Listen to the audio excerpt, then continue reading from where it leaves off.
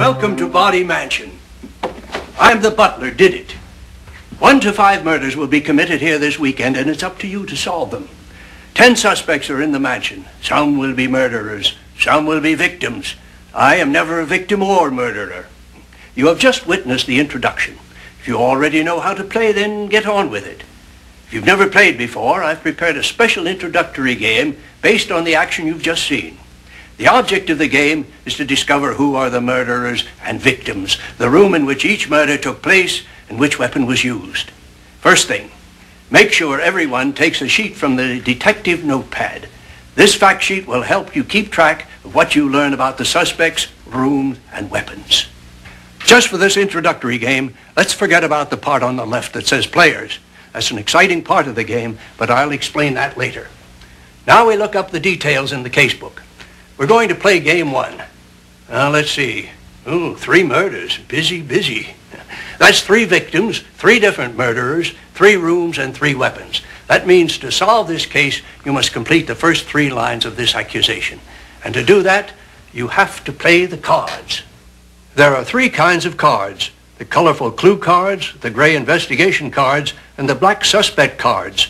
For this game, we'll use only the blue clue cards and the investigation cards. Put all the other cards away. I'll explain them later. Shuffle the investigation and clue cards together and deal out 5 to each player. Stop the tape until you finish dealing.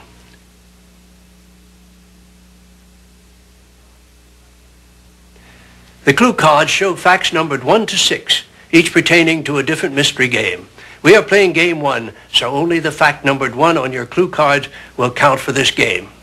At the end of each fact is a scene number to which it refers. All the facts in game 1 refer to the introduction.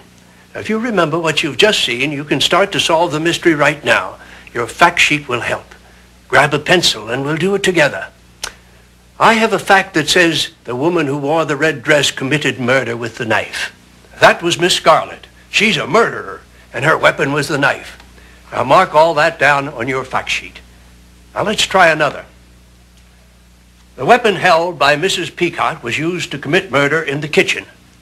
Now, Mrs. Peacock held the knife, so that means the knife was used in the kitchen. I can note that by connecting them. But if I know that Miss Scarlett used the knife and the knife was used in the kitchen, Scarlett committed murder in the kitchen. I can enter that right here on the accusation.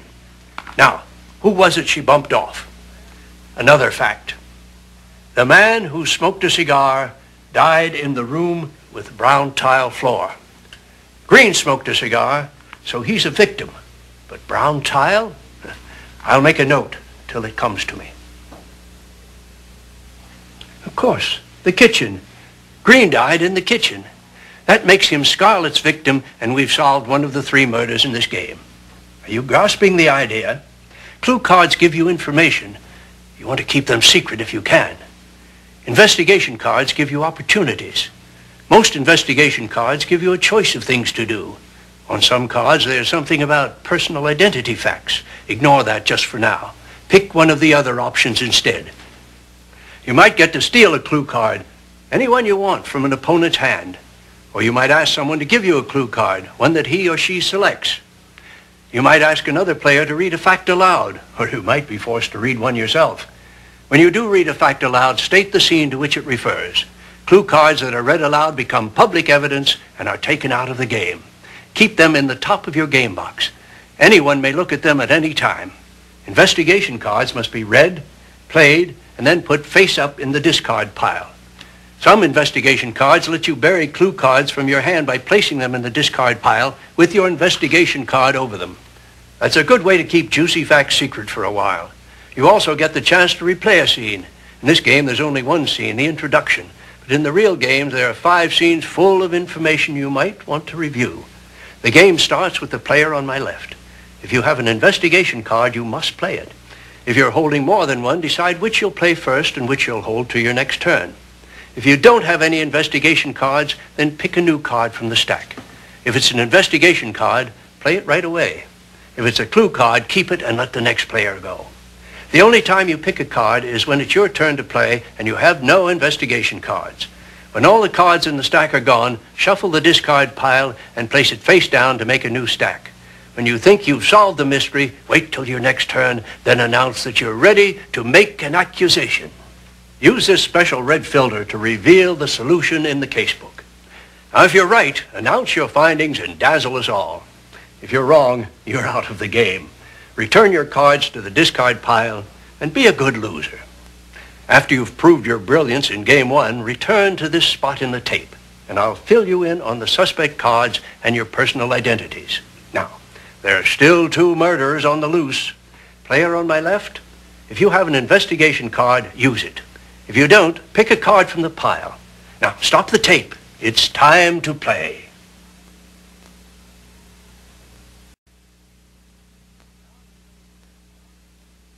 Now you're ready to play a full game. Select a game from the casebook.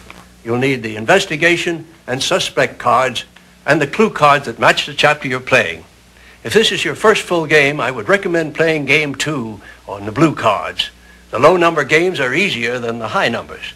To play a real game, each of you will be one of the suspects. And to win the game, you must determine not only who done it, but who's who. Everyone pick a suspect card. Look at it and put it aside where no one will see it. Now write the names of the other players in the columns on your fact sheet. Then write your name next to your suspect. That's your personal identity for the game. The others will try to learn who you are from information that you supply. As you watch the action, pay attention to your suspect. Whenever you're asked to reveal a fact about your identity, you must say something true based on your observation, like, I'm a female, or I wear glasses. There are a few important rules about personal identity facts in your casebook. Now read this section aloud before beginning. Your fact sheet will help you keep track of information.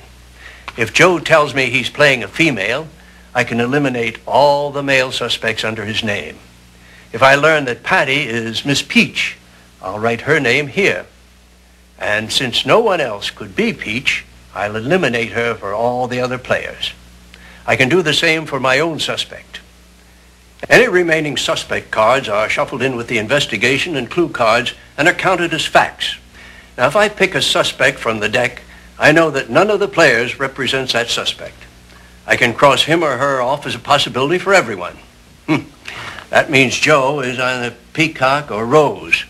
Now, if you are asked to read or give away a clue card, you can use a suspect card that you've picked up from the deck. And you can steal a suspect card the same way you steal clue cards. Not that one. The suspect cards make the game much more exciting, and the ending can be very suspenseful. I'll show you. You've watched all 5 scenes. You've continued playing your cards until you know the solution. So, write down the murderers, the victims, the rooms, and the weapons here on your fact sheet. Then look up the solution. If you're wrong, return your clue cards to the discard pile. But keep your suspect cards and stick around in case someone asks you for a personal identity fact. If you're right about the murders, the next step is to announce the other players' personal identities. Your opponents must confirm your identifications. If you're correct for everyone, then announce your solution to the mystery and win the game. If you get any of the identifications wrong, stop there. Regular play continues for one more suspense round.